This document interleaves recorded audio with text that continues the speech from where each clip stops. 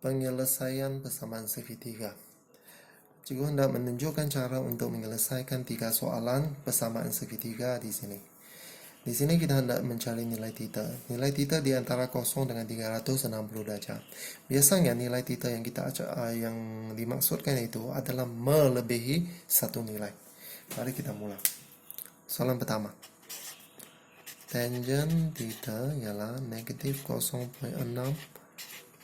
Ini ialah trigonometri asas, sin cos tangent. So, kita ada 3 langkah di sini. Langkah pertama, kita cari sudut rujukan.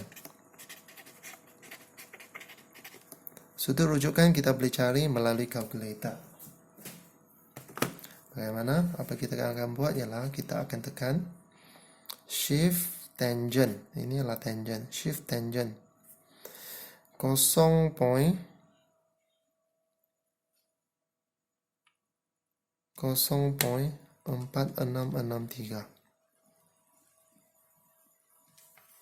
Kita dapati nilai sudut yang kita dapat ialah 24 darjah.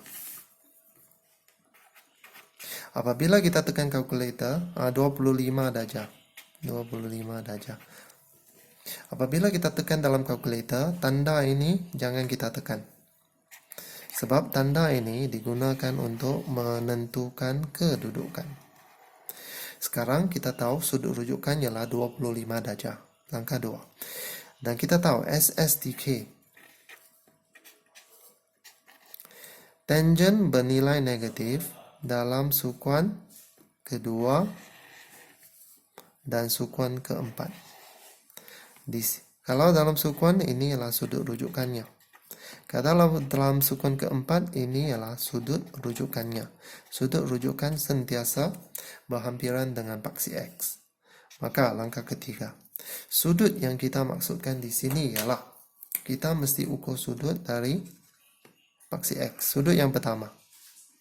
Ini ialah 100.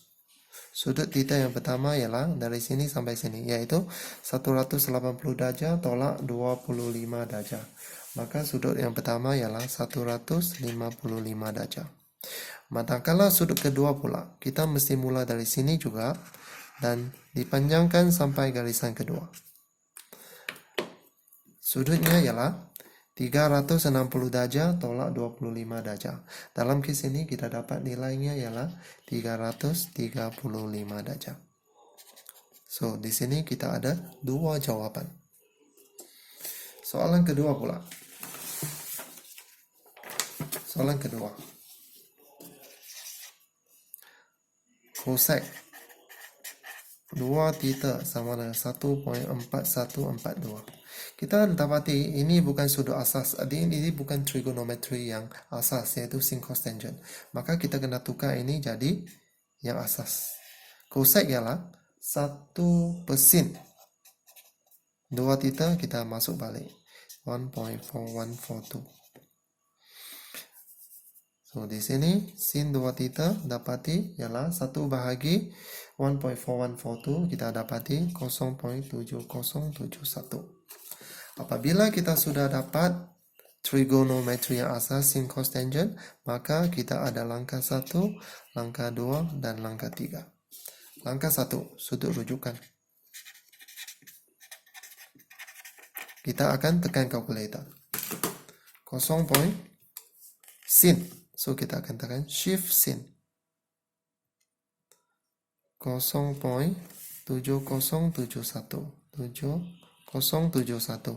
Nilai yang kita dapat ialah 45 darjah.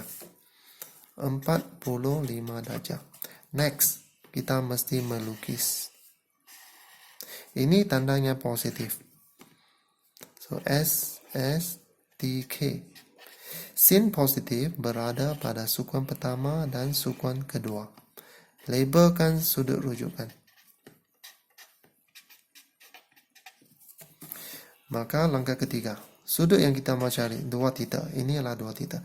2 theta ialah dari garisan pertama sampai sudut pertama. So, ini ialah 45 darjah. Sudut kedua, dari sini sampai sini, ini ialah 135 darjah. Dan kita kena kaji satu pusingan lagi, yaitu dari sini pusing 360 sampai garisan pertama.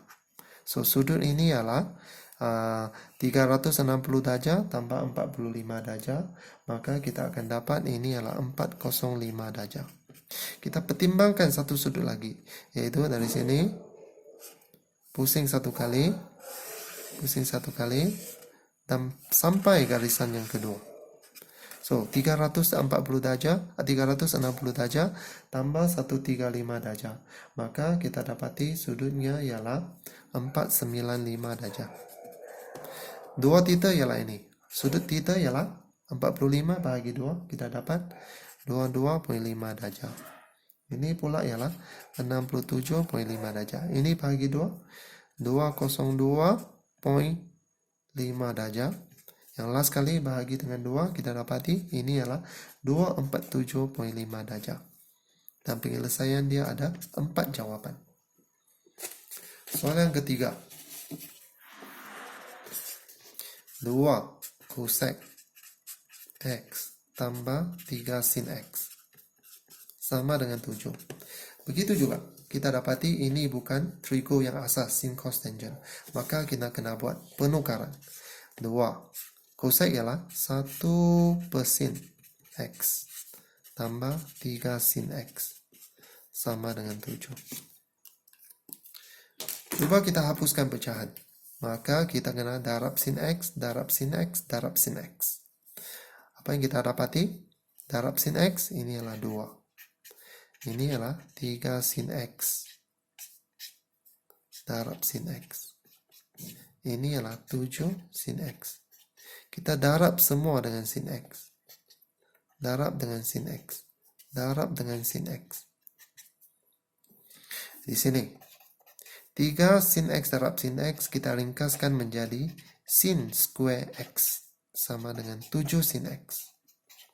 Ini adalah cara kita menulis sin kuasa 2X. So, cikgu susun semula. Sebab ini akan membentuk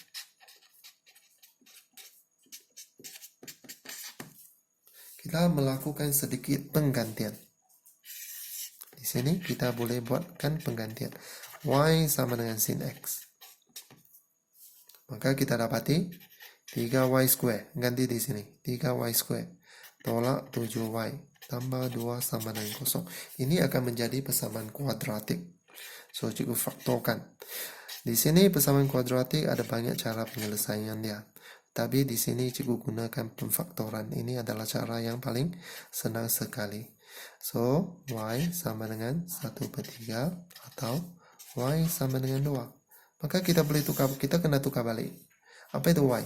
Y ialah sin X. Maka sin X ialah 1/3. Atau sin X ialah 2.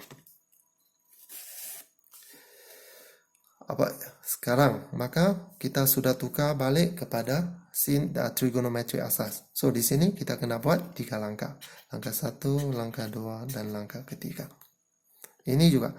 Ini mengenangkan kerja kita. Sebab nilai sin X itu tidak akan lebih daripada 2. Maka ini tak payah kita buat. Tak payah dibuat. Sebab nilai sin X tidak akan lebih daripada 2.